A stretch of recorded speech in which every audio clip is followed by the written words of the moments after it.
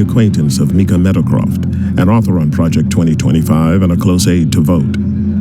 He tells us that Vote is running the secretive second phase of Project 2025. The second phase after the book came out was to break down like actual sort of policy packets and like, executive orders and agenda items and things like that.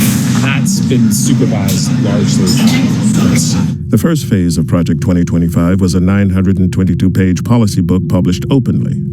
The second phase is a comprehensive, concrete transition plan for each federal agency. These much more detailed plans are confidential. Yeah. Because obviously you want as little of it to be FOIA-able, if you're familiar with the FOIA process, as possible. Freedom of Information Act, yeah. The Freedom of Information Act allows the public to request government communications, but Meadowcroft reveals they plan to avoid these rules. Yeah, the goal is, just familiarize all the transition team people with these plans, but you don't actually like send them to their work emails because then, you could just give the handbooks to everyone. Be like, this is the game plan for the admin. But if the press knows that that's what you're doing, then they're going to immediately just say like, I request all of your emails from Heritage. Okay. You worker. I see. So we'll see. Interesting. Meadowcroft offers to set up a meeting with his boss. Vote, Trump's pick for vice president, shows he's serious about pushing this ideological agenda when in power. So I am very happy with the JD pick. I think it's transformative for sure. And he's think of him as a member version of what we do. So there's no think tank, no policy organization, no battle plan creator other than us for the worldview that I think Donald Trump has and that JD has. But as public backlash against these plans builds, the Trump campaign has been scrambling to distance themselves from Project 2025's authors.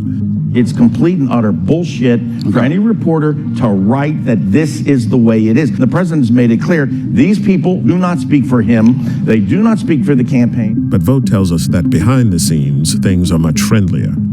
The Trump campaign recently picked him to write the Republicans' policy platform, making him essentially Project 2025's man on the inside. I think the best example is like the campaign selected me to be the platform because of their views on my policy ideas, and they're not running from all of the negativity that I get from the press.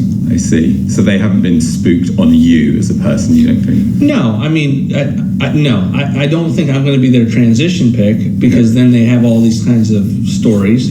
But no, the relationship is great. The head of the Trump transition team has not yet been appointed, but Vote says that no matter who is named, he'll be able to hand over his Project 2025 battle plans directly. If it's someone like Stephen Miller or Bob Lighthizer, then all this stuff gets plugged right in. If it's not, we'll figure it out. Okay. But all of it will be designed for a theory of the case that President, if a battle plan is out there that will do what he wants, there are the people like me that have his trust that will be able to get it to him in whatever position we're at, or I could be at Center for New America, but the relationships will be there, the trust level will be there. Project 2025's Radical Phase 1 policy book turned into a PR disaster. The director of Project 2025 has stepped down after facing criticism from both Democrats and the Trump campaign. But Vote's Phase 2 battle plans, top secret and handed directly to the transition team, remain unburdened by the brand. And are you going to rebrand that second phase at all? For what I do, the brand's not important. And you're not worried that if it has Project 2025 on, he's going to go no. And you're not going to publish those? No. They go straight to... Yeah, they're very, very close hold.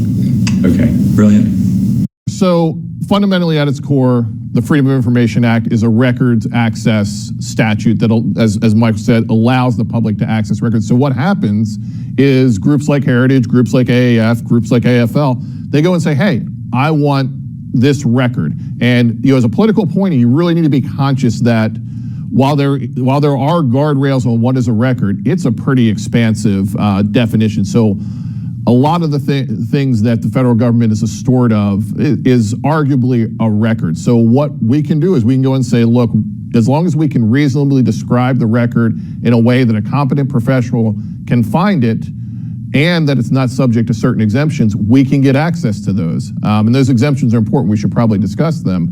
But in this light, as a political pointy, the adage we hear a lot now is like, wow, this meeting could have been an email. Well, in the federal government, this email probably should have been a meeting, because what you probably want to do is, if you need to resolve something, it's probably, if you can do it, it's probably better to walk down the hall, buttonhole a guy and say, hey, what are we going to do here? Talk through the decision, work it out.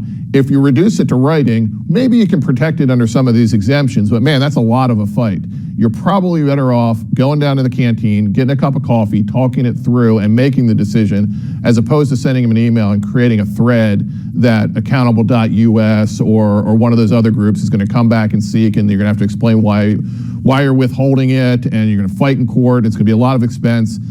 It's an email that's better resolved with a meeting.